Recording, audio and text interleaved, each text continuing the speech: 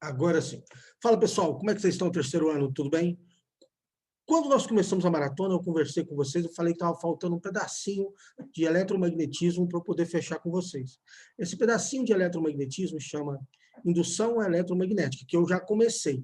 Não é isso? Dentro de indução, falta eu falar para vocês de fluxo magnético e depois falar para vocês de lei de Lenz e transformador. Vamos lá? Assunto muito bom, muito interessante e é recorrente em segunda fase de alguns vestibulares. É comum em FUVEST, Unicamp, Unifesp, questões que envolvam isso. No Enem, sim, é comum, sim. Sei que alguém vai me perguntar, e no Enem? Sim, é comum. Não, quer dizer, já caiu. Não é tão comum, mas já caiu. Tá certo? Então, nós estávamos falando de indução eletromagnética. Mostrei para vocês que, ao andar com a barra, num campo magnético, surge uma DDP nas extremidades dessa barra. Essa aula está no YouTube para vocês. Mostrei que quando essa barra está passando por uma área, por um caminho fechado, fechando um circuito, surge uma corrente, essa corrente é chamada de corrente induzida, também está no vídeo para vocês. Falta eu falar agora, acrescentar a ideia de fluxo magnético. O que vem a ser um fluxo magnético? A palavra fluxo, a palavra que nos dá... Vou desligar a câmera aqui para poder, com a instabilidade da internet. O fluxo magnético vai me dar a ideia de um campo magnético que está passando por uma área. Então o fluxo vai me dar essa ideia, esse raciocínio, essa pegada de um campo magnético, a quantidade de um campo magnético que está passando por uma área. Sim, exatamente isso.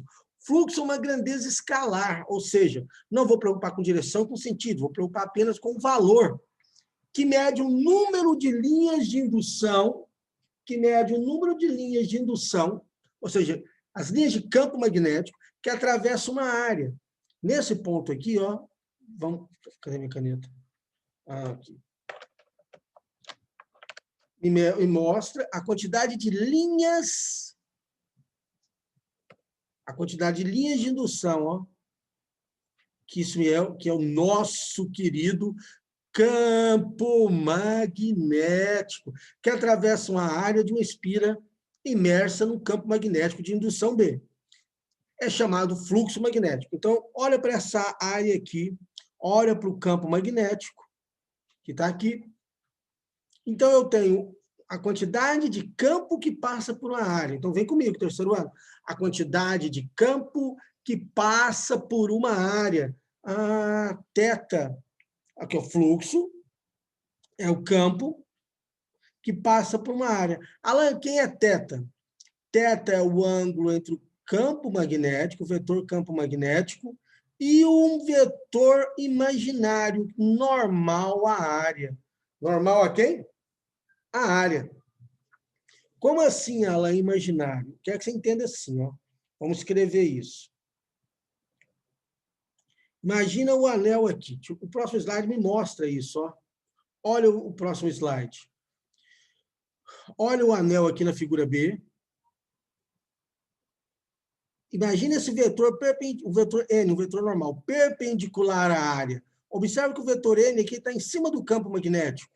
Olha o vetor normal, que é perpendicular à área, a área dessa figura, desse anel. Ele forma um ângulo θ com o campo magnético. Olha aqui, ó, o campo magnético forma um ângulo de 90 graus com esse vetor normal. Trocando em miúdos, você vai pegar a área, se for um anel assim, ó, o vetor normal ele vai estar aqui, ó, crianças. Perpendicular à área, sempre perpendicular à área.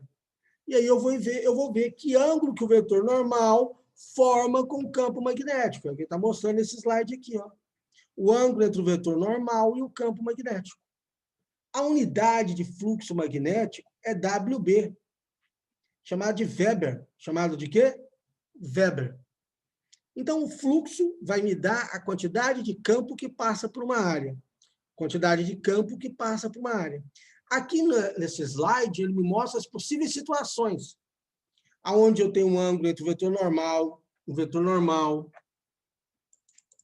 e o campo magnético, o ângulo θ, onde eles são paralelos, aonde não tem fluxo. Por que não tem fluxo? Nessa situação aqui, ó, Não passa nada dessa linha magnética, esse campo magnético dentro do anel. Na situação B, o meu fluxo... Vamos analisar isso? Você concorda comigo que esse fluxo aqui, ó, ele é máximo? Você concorda comigo que esse fluxo aqui, ó, ele é zero? Ou seja, ele é mínimo? Ficou feio esse mínimo. O fluxo aqui, ele é o quê? Mínimo. O fluxo aqui, ele é máximo. E o fluxo aqui, ó, ele é um valor maior do que o mínimo e menor do que o máximo. Se eu quiser escrever melhor isso aqui, ó, eu poderia escrever assim, ó. O meu fluxo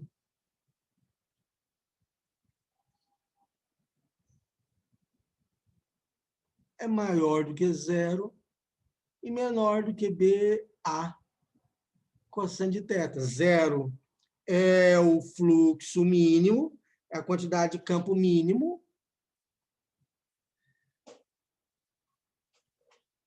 E BA cosseno, se for o máximo, né? BA, né? É o meu fluxo máximo. Por que BA é meu fluxo máximo? Está escrito aqui, ó. Mas qual que é o ângulo entre o vetor normal e o campo? O ângulo entre o vetor normal e o campo é zero. Fluxo, ó, BA cosseno de θ. O ângulo é zero. Fluxo é igual a BA cosseno de 0 graus. A cosseno de zero é 1. Portanto, o meu fluxo máximo é igual a B vezes A. Fácil, não é? Então, o que é o fluxo magnético? A quantidade de campo magnético que vai atravessar uma espira. Conforme for a inclinação da espira, eu tenho um fluxo diferente do fluxo máximo e diferente do fluxo mínimo. Então, os fluxos, a quantidade de fluxo, depende desse ângulo, que é o ângulo entre o vetor normal e o campo magnético. Fácil, né? Olha que informação importantíssima que eu estou passando para vocês aqui agora.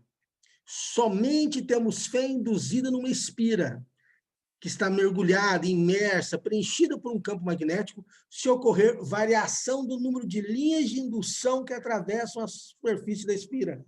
O que ele está dizendo? Ele está dizendo assim, ó, deixa eu traduzir para você.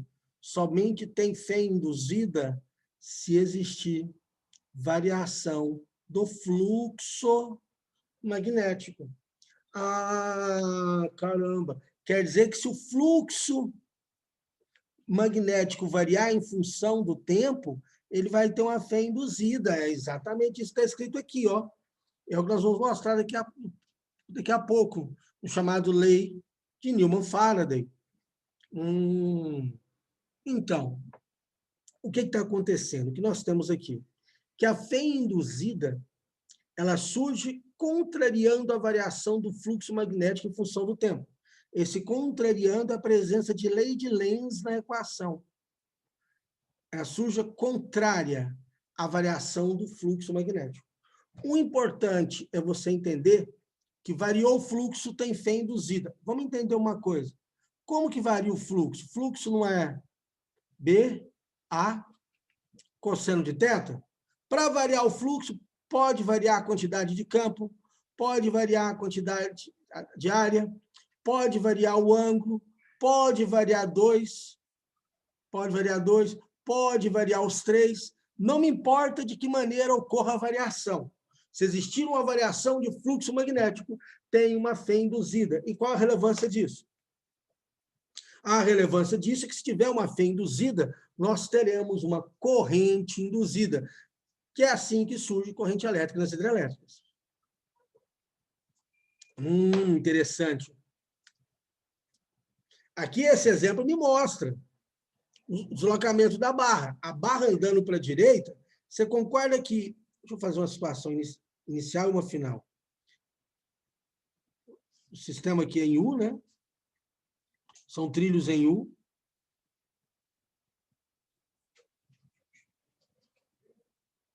trilhos em U.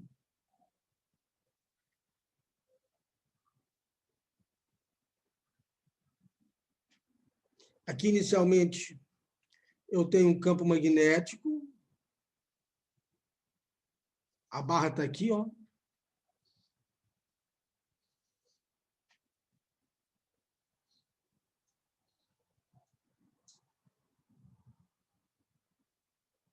E ela está andando para cá. Quando ela saiu da posição 1 para a posição 2,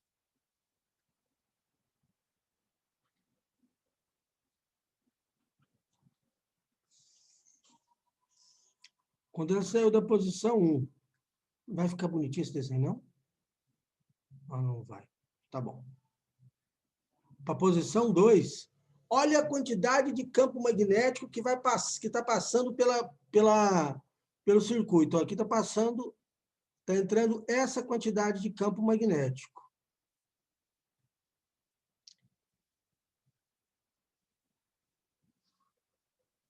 Quando ela anda para a direita, você concorda comigo que está aumentando a quantidade de campo magnético? Aqui dentro? Então, quando ela está andando para a direita, está variando o fluxo magnético. Se está variando o fluxo magnético, aqui eu tenho uma quantidade de campo pequena passando.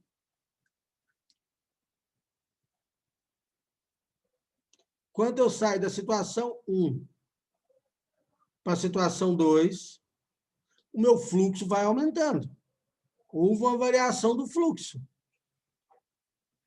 E essa variação do fluxo é o que fez surgir a corrente elétrica induzida. E vale lembrar que ela surge contrariando a causa que lhe deu origem. Ela surge o quê? Contrariando a causa que lhe deu origem. Então, olha o lembrete desse slide aqui. Toda vez que o fluxo magnético, através do circuito, variar, vai surgir nesse circuito uma fé induzida. Vai surgir o que nesse circuito? Uma fé induzida. Uma força eletromotriz induzida. Super importante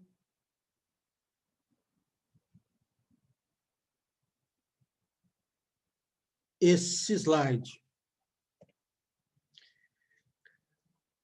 Vamos discutir isso aqui. Ó. Sentido da corrente induzida, também chamada de lei de Lenz. Já comecei a falar naquele slide onde coloquei um menos na equação. A corrente induzida ela vai surgir contrariando a variação do fluxo magnético. Quem faz a corrente induzir surgir, quem faz a corrente induzida surgir é a variação do fluxo magnético.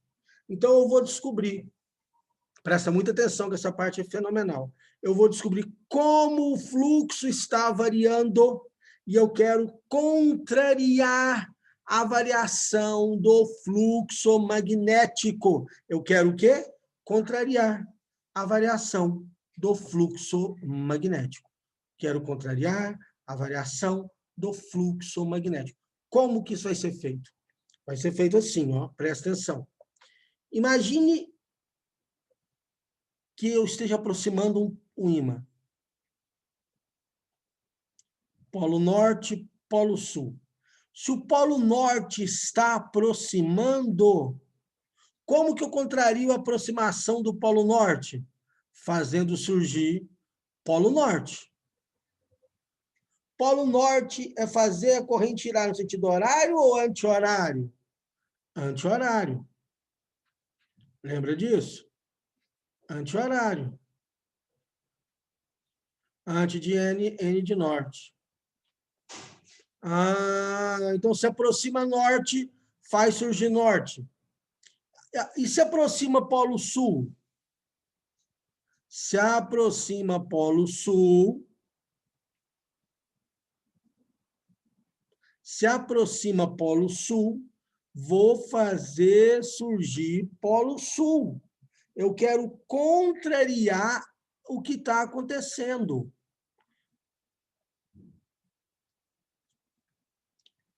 Pois um com dois polos norte, né? Ninguém fala nada. Polo norte, polo sul. Claro que ninguém fala nada lá. uma aula gravada, Polo Norte, Polo Sul. Se eu estou aproximando o Polo Sul, vai surgir uma corrente no sentido horário, porque forma Polo Sul. Mas, Alan, desse jeito, quando eu aproximo o Polo Norte, repele. Repele. Quando eu aproximo o Polo Sul, repele. Claro, eu quero contrariar a causa que deu origem. Eu quero contrariar a variação do fluxo magnético. Ah, que interessante isso. Tá bom, Alan, então pensa, o que acontece quando o ímã faz ao contrário?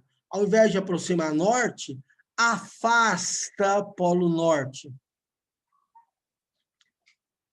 Ué, se afasta polo norte, eu quero contrariar a variação do fluxo magnético, não é? Se afasta o Polo Norte está indo embora? Tá. Eu quero que o Polo Norte vá embora? Não quero. Então, para contrariar o Norte indo embora, né, trazer ele de volta, então eu tenho que fazer o Polo Sul. Polo Sul é corrente girando no sentido horário. Ah, meu Deus. Para ela, então, quando o Polo Sul vai embora, que é esse exemplo aqui, ó. Quando o Polo Sul vai embora, eu quero contrariar a ida do Polo Sul, quero. Como que eu contrario o Polo Sul indo embora? A queda do Polo Sul, eu faço surgir um Polo Norte. Polo Norte é sentido anti-horário. Nossa, Alan, então, que coisa interessante, é muito interessante. Você tem que entender uma coisa, turminha. O que eu quero? Contrariar a variação do fluxo. Como que o fluxo está variando? Se ele está aumentando, eu vou provocar que ele caia. Se ele está diminuindo, eu vou provocar que ele aumente. Se o Polo Norte vai embora, eu quero trazer ele de volta. Como é que eu trago o Norte de volta? Fazendo o Polo Sul.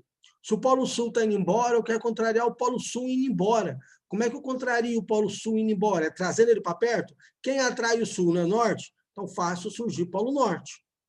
A natureza se manifesta desta maneira. Sério? Seríssimo. Dessa maneira que a natureza se manifesta.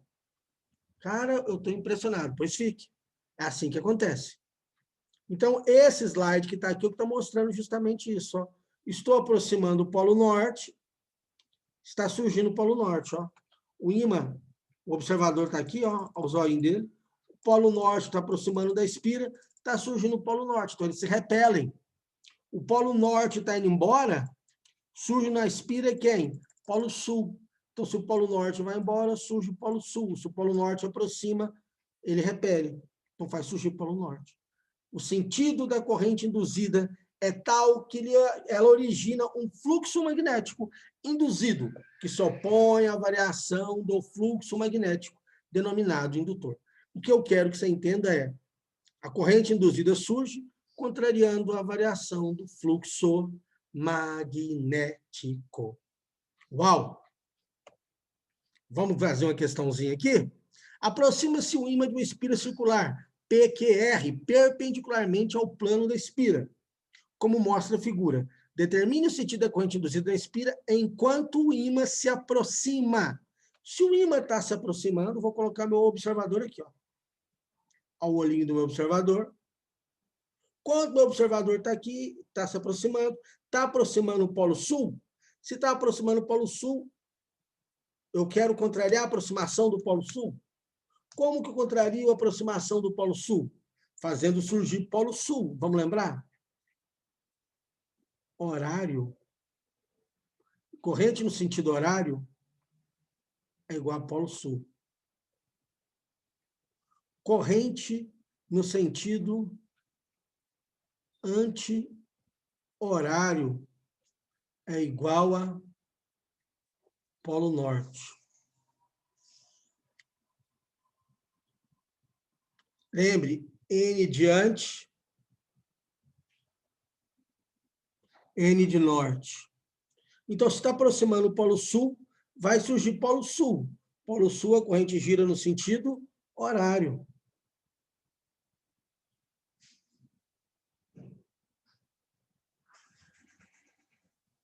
Polo Sul. Então, o sentido da corrente está aí, ó. a resposta do nosso exercício. De Q, de R para Q, para P. Boa questão, né? Ilustra bem o que nós estamos falando de sentido da corrente induzida, lei de Lenz. E é claro que isso tudo está acontecendo porque está variando o fluxo magnético. Quanto o ímã está aproximando, você concorda que a quantidade de campo magnético não está variando dentro da espira?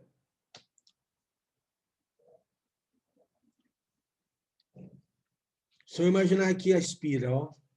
Vou imaginar aqui a espira e o ímã aproximando. Norte, sul.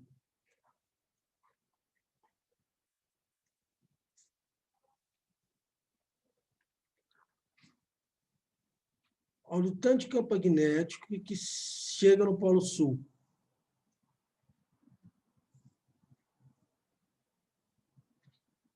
À medida que o ímã está aproximando, a quantidade dessas linhas que está passando pelo ímã, pela espira, perdão, está aumentando. É mesmo? Se está aumentando essa quantidade de linha aqui na espira, está aumentando o fluxo, está variando o meu fluxo magnético. Se está variando o meu fluxo magnético, está fazendo surgir a minha corrente induzida. E ela surge contrariando a variação do fluxo. Não está aumentando o Polo Sul? Tá. Então, eu quero diminuir o Polo Sul. Se eu quero diminuir o Polo Sul, porque o Polo Sul repele Polo Sul, eu faço corrente no sentido horário.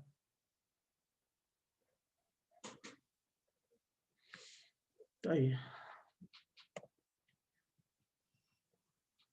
RQP, sentido horário. Determine o sentido da corrente induzida na espira nos casos abaixo. Fácil, não é?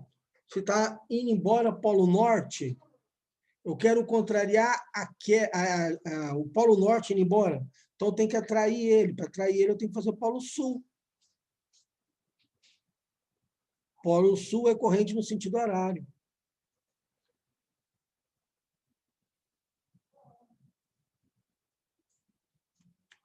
Tem o Polo Sul indo embora.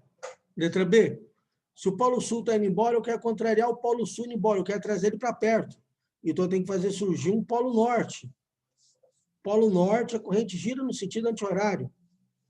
Se a corrente gira no sentido anti-horário,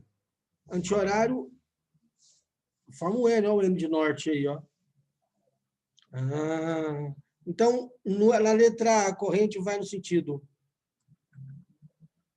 R, Q, P. Nesse aqui, a corrente vai no sentido P, Q, R. Yes ou no yes? Beleza. Essa equação eu mostrei ela mais tarde, ó, mostrei ela mais cedo para vocês. A fé induzida média em um circuito é igual ao quociente da variação do fluxo magnético por intervalo de tempo em que ocorre com o sinal contrário. O que isso quer dizer? Lembra que eu falei lá naquele slide grandão que a fé induzida surge contrariando a variação do fluxo em função do tempo? Essa é a equação aqui, ó, é chamada de lei de Newman-Faraday. Aí o aluno me pergunta, Alain, diz para mim, o que é esse menos aqui?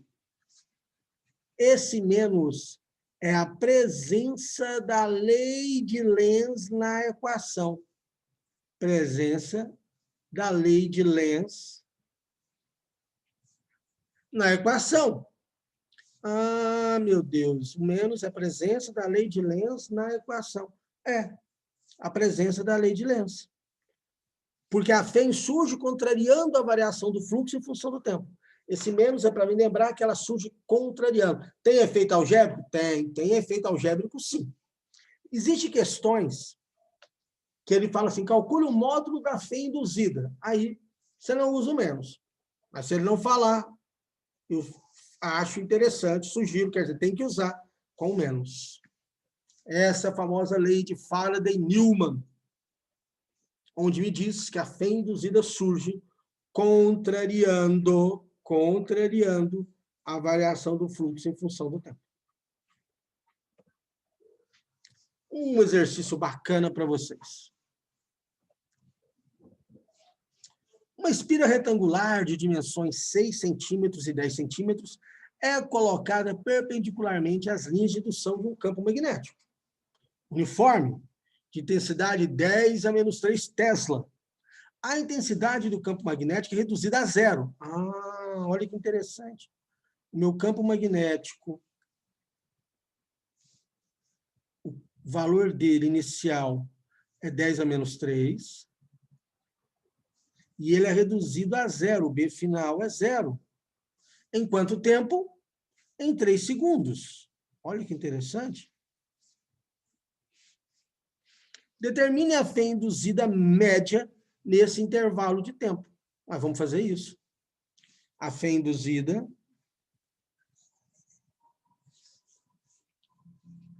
ela surge contrariando a variação do fluxo magnético em função do tempo. Então, minha fé induzida, ela surge contrariando. Então, eu tenho um fluxo final menos um fluxo inicial. Pelo tempo. Então, quem é minha fé induzida? Menos fluxo final. Esse fluxo ficou feio, vou melhorar isso. Espera aí.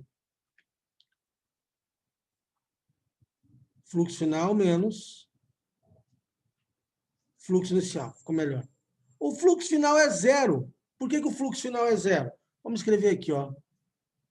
Nós sabemos que fluxo é BA cosseno de θ. Ué, se o B final é zero, zero vezes isso tudo é zero. Então, o fluxo final é zero. Zero menos fluxo inicial, B, A, cosseno de θ, sobre o tempo. Você está vendo que minha fé induzida ficou positiva? Menos com menos é mais. Quem é meu B inicial? 10 a menos 3. A área, 6 vezes 10 a menos 2, né? Transformei para metros. 10 vezes 10 a menos 2, então é 60. Vezes 10 a menos 4, para estar no sistema internacional, metros quadrados, que divide o tempo. Quem é o tempo? 3 segundos. Então, quem é a minha fé induzida? 60 sobre 3, 20, vezes 10 a menos 7, ou, se você preferir, 2 vezes 10 a menos 6 volts. Esse é o valor da fé induzida. 2 vezes 10 a menos 6 volts. O aluno me pergunta depois, Alan, como é que você fez a área? A área foi 6 vezes 10 a menos 2, vezes 10 vezes 10 a menos 2. 60, 10 a menos 4 metros quadrados. O C, né, já falei isso várias vezes, ele equivale a 10 a menos 2.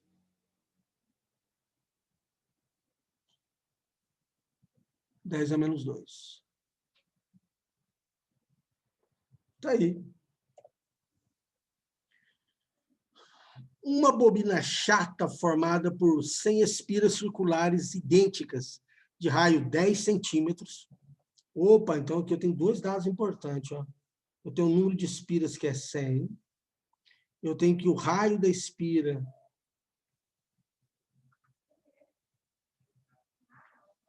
é 10 centímetros, ou seja, 10 vezes 10 menos 2, 10 a menos 1 metro. Está perpendicular às linhas de indução de um campo magnético uniforme, de intensidade 0,2 Tesla.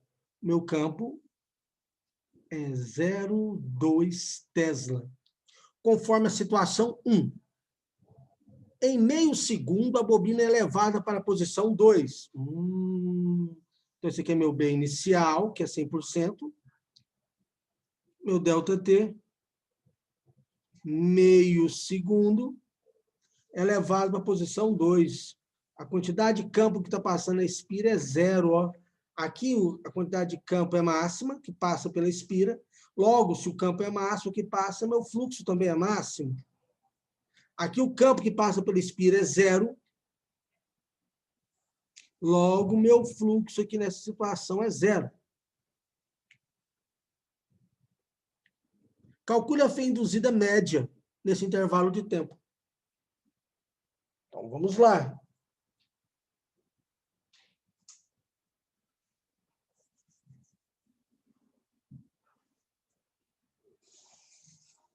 Então, como nós vamos fazer isso? A fé induzida é igual menos variação do fluxo pelo tempo. A fé induzida ficou menos fluxo, campo final, área, quociente de θ, menos B inicial, área, quociente de θ. O campo final é zero, então tudo isso aqui que está sendo multiplicado aqui, ó, é zero. Ah, uma informação relevante. Não é N espiras, né? 100 espiras, é. Então significa que isso aqui está sendo multiplicado N vezes. Eu vou colocar isso aqui agora, porque acho mais relevante que colocar no final. N vezes N, que divide ΔT. Então, minha fé induzida é igual a menos com menos é mais, campo inicial, área, cosseno do ângulo é zero, né? Por ΔT. Então, minha fé vai ser o B0, 2 vezes 10 a menos 1, que é 0,2, né? 2 vezes 10 a menos 1. A minha área da espira, πr ao quadrado, πr ao quadrado, cosseno de 0 é 1. Que divide ΔT. ΔT é meio. 5 vezes 10 a menos 1. 5 vezes 10 a menos 1. Então, minha fé induzida é igual a 2 vezes 10 a menos 1 vezes. Deixa eu pegar isso aqui e trazer tudo para cá, fica mais fácil, então eu aproveitar mais o espaço. 2 vezes 10 a menos 1 vezes π vezes r ao quadrado vezes 1. Que divide o tempo, que é meio. Meio é 5 vezes 10 a menos 1.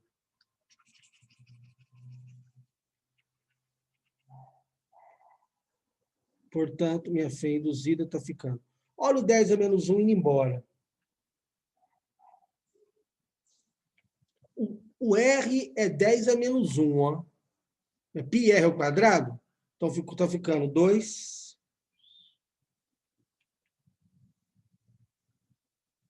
vezes π. Quanto vale o R? É 10 a menos 1 ao quadrado. 10 a menos 2, que divide 5.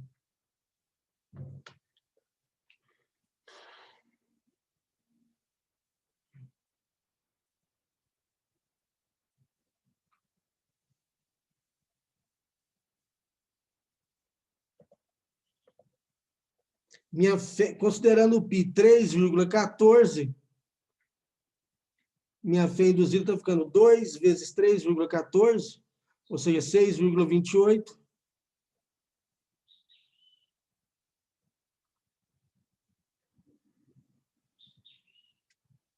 Sobre 5. Esquecemos aqui do 100, ó, o N é 100, vezes 100.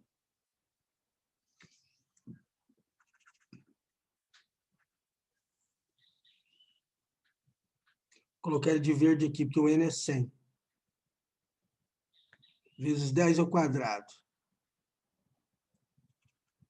Então, 10 ao quadrado com 10 a menos 2, cancelou, né? Então, o que ficou? Fé induzida é igual a 6,28, que divide 5. Fé induzida vai dar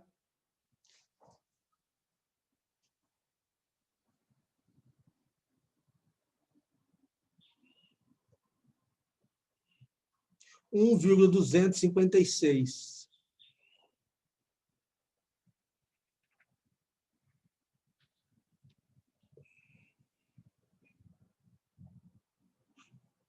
É essa aí, a resposta do exercício. Arredondou lá 1,26. Certinho?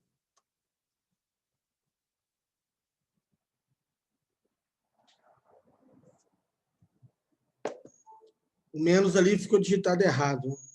Vai dar positivo. Por que que é positivo? Porque o final é zero, né? O final é zero, o inicial é máximo. Menos com menos é mais. Tá? Foi um erro de digitação. Certinho? Um próximo assunto nosso é transformadores. Vamos lá? Vamos emendar aqui, então? O que faz um transformador? O transformador é um equipamento interessantíssimo, interessantíssimo. Ele permite que uma tensão seja convertida, uma tensão seja transformada. Você já viu que em São Paulo é 110, Goiânia é 220? Outros lugares do país também é 110? Como que isso acontece? Eu tenho aqui no meu transformador, ó, e esse aqui é um núcleo que é colocado, os transformadores estão aqui. Eu tenho no transformador uma figura importantíssima, chamado de primário. E aqui eu tenho outra figura importante, chamada de secundário. O primário contém a tensão que será transformada. Contém a tensão que será transformada.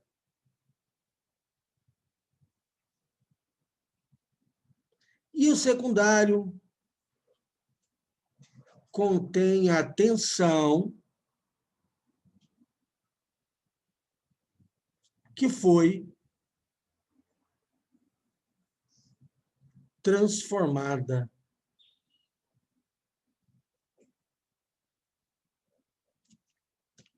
Então, eu tenho tensão no primário,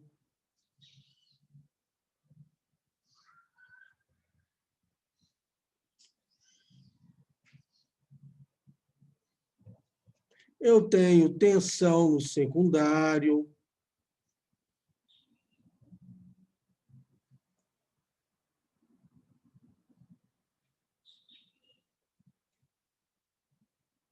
eu tenho número de enrolamentos no primário,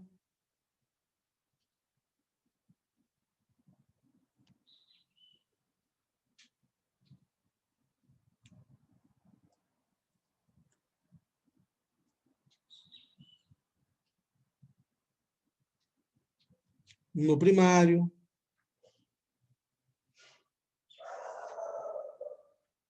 eu tenho NP e tenho também NS. Quem é NS? Número de enrolamentos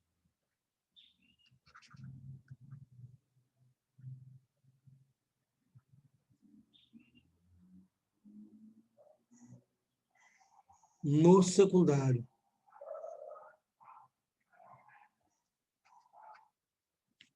Bom, você sabe que é no secundário. O que é IP?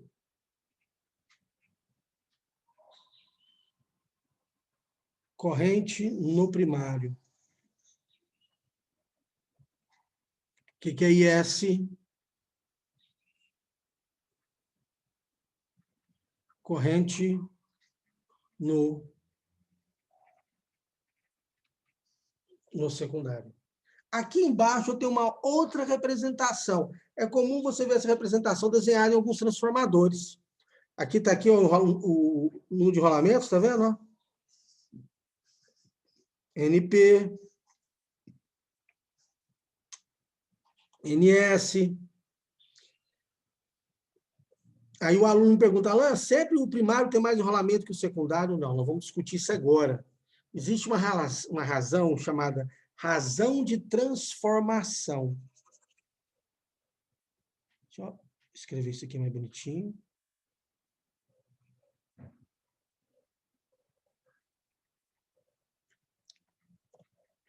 Razão de transformação. O que seria essa razão de transformação? Olha só.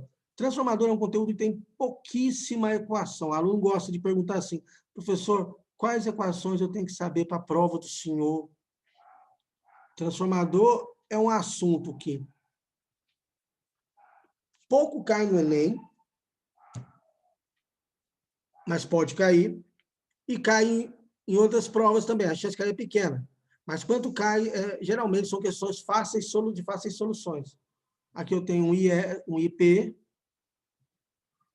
e aqui eu tenho um IS. Olha o que está escrito aqui. DDP no primário sobre DDP no secundário é igual ao número de espiras no primário sobre número de espiras no secundário. Vale lembrar que primário contém a tensão que será transformada. Muitas vezes é uma tensão de entrada, chamada de input. Entende isso? Se o seu equipamento é 110 volts e você vai usar em Goiânia, você precisa de um transformador. Da tomada sai 220 volts. Então, em Goiânia, aqui a entrada é 220. E a saída do seu equipamento que você comprou é 110. Quantos videogames você já não queimou por causa disso? Você esqueceu que foi projetado para 110, o videogame foi projetado para 110, e aí você joga ele na rede 220, ele queima. Então, você precisa de um transformador. Vamos discutir o que seria isso. Se o número de espiras no secundário for maior que o número de espiras no primário, ele é um transformador que eleva a tensão. O que isso quer dizer? Significa que ele entra 110, sai 220.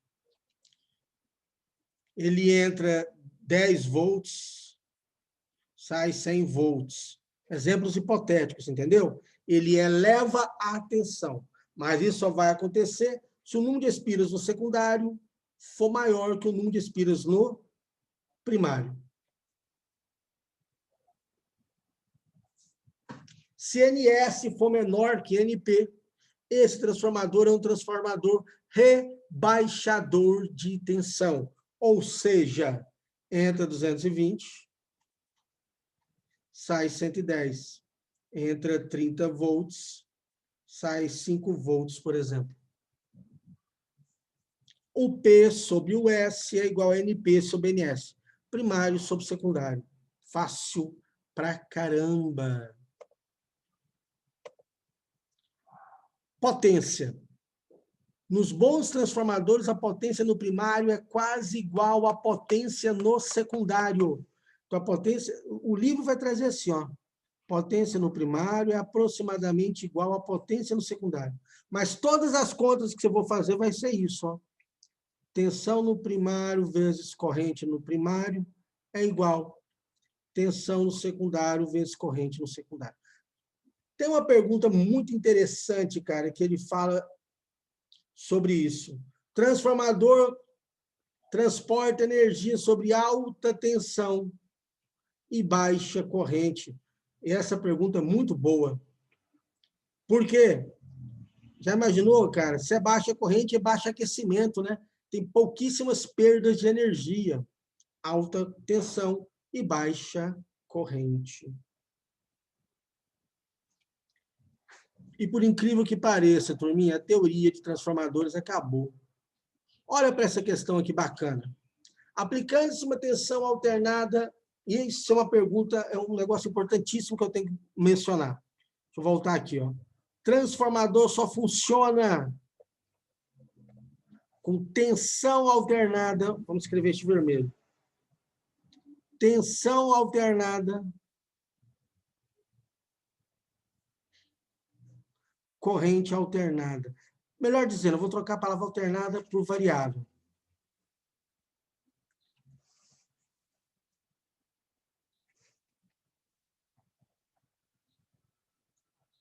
Alain, mas pode ser alternada? Pode. Variável envolve alternado. O que eu quero que você não pense é o seguinte, não pode ser corrente e tensão constante. Entendeu o que eu quis dizer?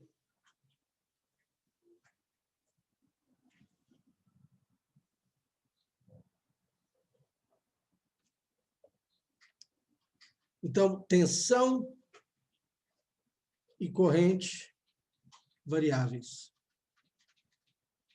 Variável. A palavra alternada vai aparecer demais. É que mais vai aparecer.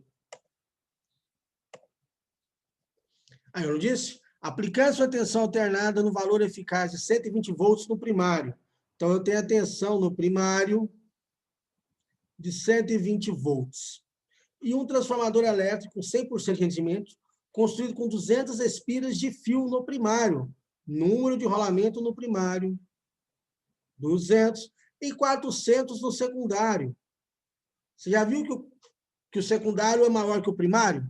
Então, ele é um transformador que eleva a tensão. Obtém-se uma tensão alternada de um valor eficaz de US. Fácil, não é?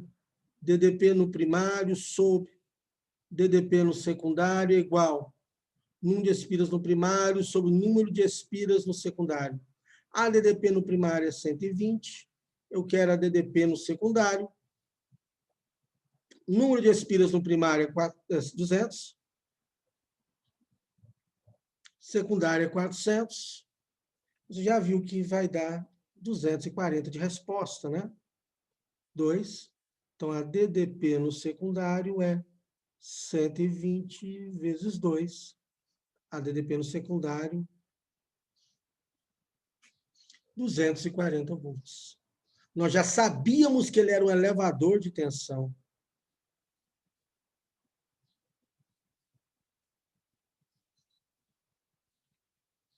Por que nós sabíamos que o número de espiras no secundário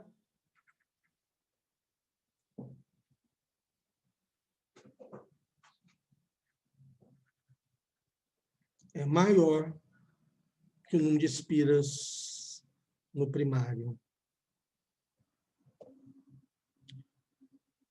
No transformador, a razão entre o número de espiras no primário N1 e o número de espiras no secundário N2 é N1 sobre N2 igual a 10. N1 sobre N2 igual a 10. Aplicando a diferença de potencial alternado V1 no primário, a diferença de potencial induzida no secundário é V2. Supondo tratar-se de um transformador ideal, qual a relação entre V2 e V1? Ficou fácil, não ficou? Tensão no primário sobre tensão no secundário é igual ao número de espiras no primário sobre número de espiras no secundário. Ele chamou o primário de 1 e secundário de 2.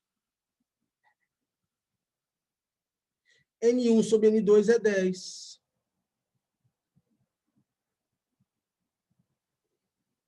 Ele perguntou qual a relação entre V2 e V1. Agora nós vamos ter que ver aqui, ó. Quem isolou V2, não foi? Então, meu U2 igual ao U1 sobre 10. Letra B de bola. É isso. Crianças, transformador é isso. Ficou bem claro, preciso que você lembre que funciona com tensão e corrente variável, tensão e corrente alternada. Alain, outra pergunta interessante sobre transformador seria o quê? Opa, boa pergunta. A corrente alternada no primário induz uma variação de fluxo no secundário, e essa variação de fluxo no secundário faz surgir uma corrente induzida no secundário e uma DDP induzida no secundário. Por isso que a tensão e a corrente no transformador, no primário, tem que ser alternada ou variável.